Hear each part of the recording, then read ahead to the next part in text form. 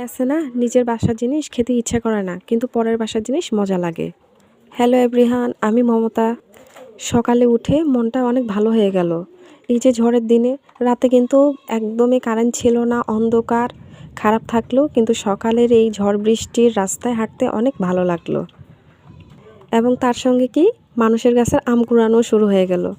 এই যে সকালে হাঁটতেছি, কত সুন্দর আবহাওয়া, তার সঙ্গে এই যে আম কুড়ানো হচ্ছে। ছোটোবেলার এইভাবে আম কুড়ালে ছোটোবেলার শৈশবগুলো মনে পড়ে যায়।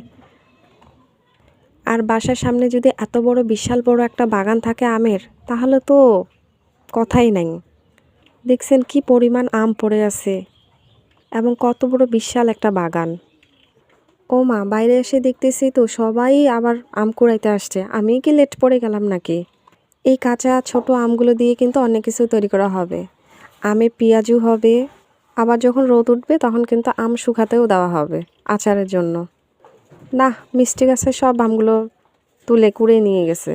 এখন টক ছাড়া কোনো উপায় নেই, এখন আম্রপালি আম ছাড়া আর পাওয়াই যাবে না আম।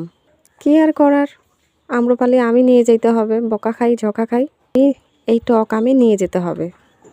তো বন্ধুগণ, আপনারা সব সকালে এইভাবে কে কে আম কুড়িয়েছেন জানাবেন কিন্তু।